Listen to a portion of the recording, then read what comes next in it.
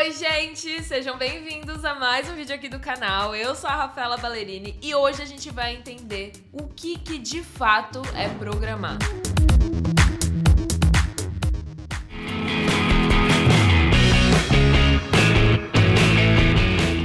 Ai, Rafaela, programar é só você escrever linhas de código, instruções que aí o computador vai seguir. Galera, não é isso que eu quero explicar aqui nesse vídeo. A gente agora vai entender o que acontece por trás disso aí que a gente tá escrevendo. Como que aquele if no JavaScript se torna simplesmente um comando que o nosso notebook tá executando. Então, para entender isso tudo, primeiro a gente precisa imaginar um universo sem computadores, sem celulares.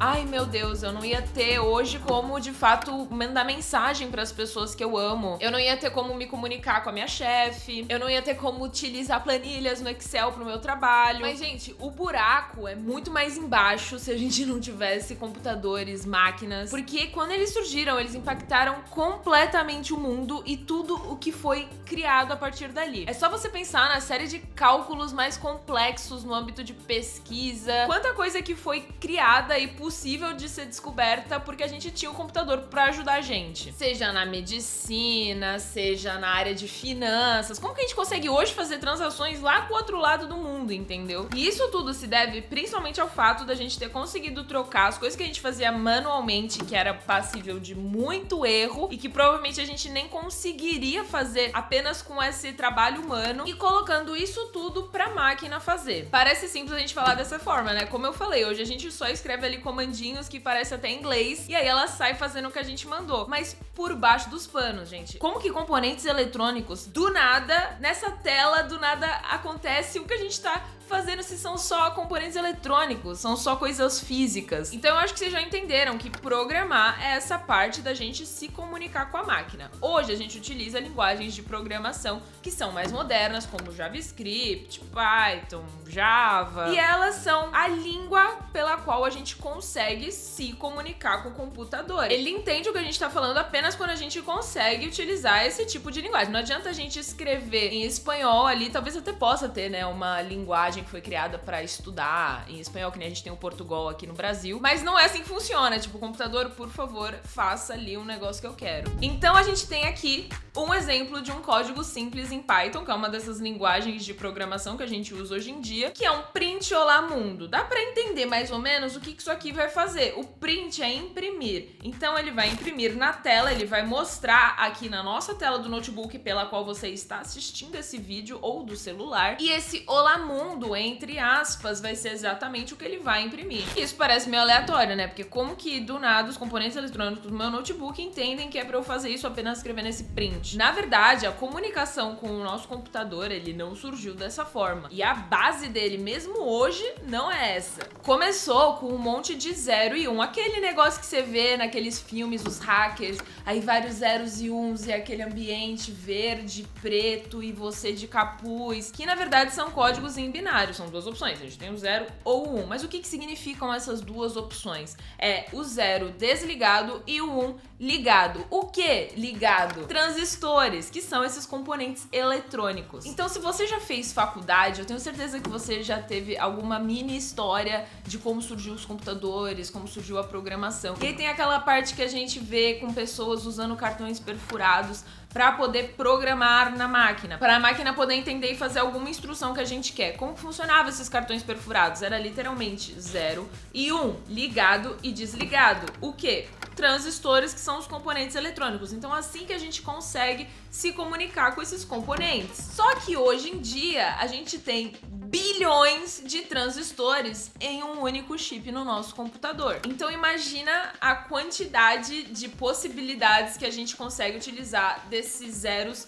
e uns. Eu não vou me aprofundar muito nessa parte de binário, o que é bit, o que é byte. Eu queria fazer um vídeo diferente aqui no canal também, detalhando um pouco mais isso. Se vocês quiserem, deixa aqui nos comentários, que aí eu posso trazer. Mas basicamente, esses conjuntos de 0010 ou 0100, isso tudo vai começar a significar alguma coisa dentro do computador para ele poder executar. Então, pra gente conseguir possibilitar fazer mais coisas com o nosso computador, surgiram também as linguagens de máquina. Então aí a gente conseguia executar alguma instrução, né, a máquina executar alguma instrução que a gente escrevia e também acessar algum lugar na memória.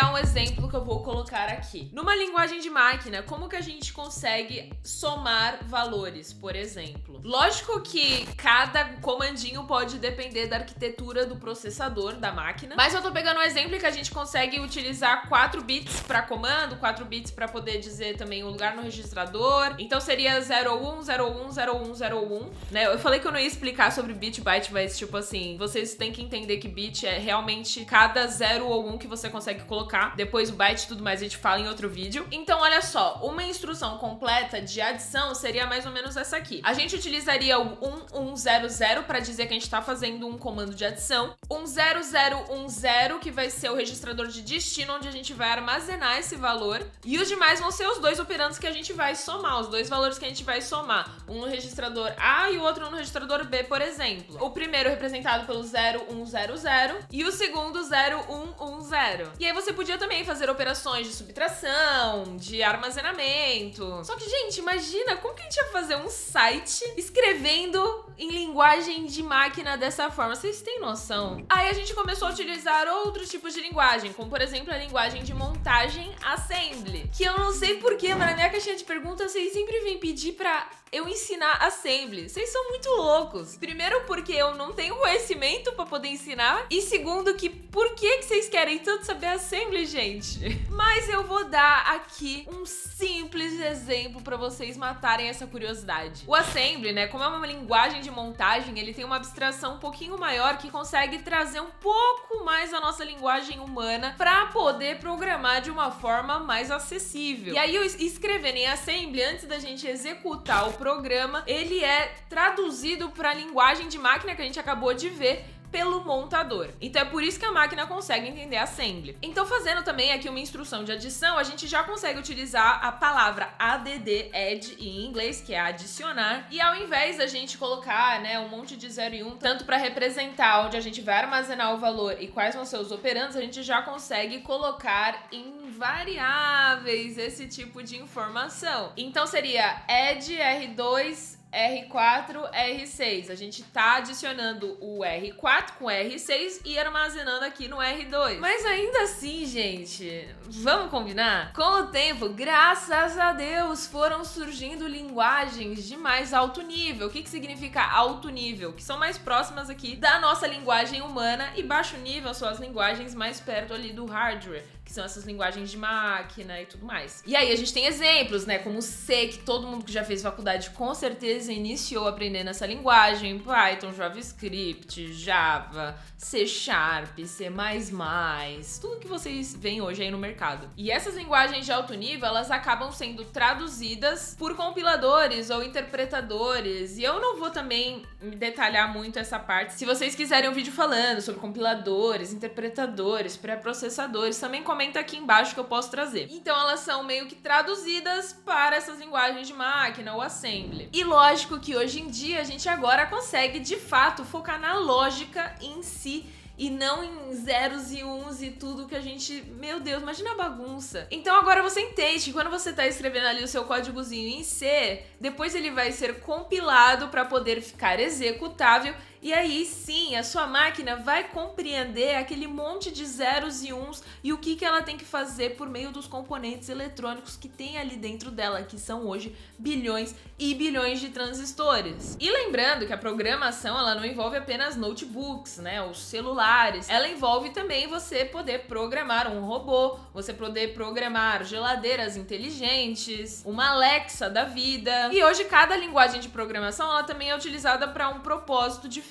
Então você vai utilizar ali JavaScript para poder criar páginas web bonitinha, né, fazer a lógica ali do seu site. Você vai poder utilizar o C++ para poder criar sistemas em Arduino e várias outras coisas também. Agora fica uma reflexãozinha aqui pro final do vídeo que eu quero que vocês me contem aqui nos comentários. Uma máquina, ela é capaz de errar? Ou tudo que acontece de erro no sistema, né, tudo que realmente não funciona como deveria é erro humano?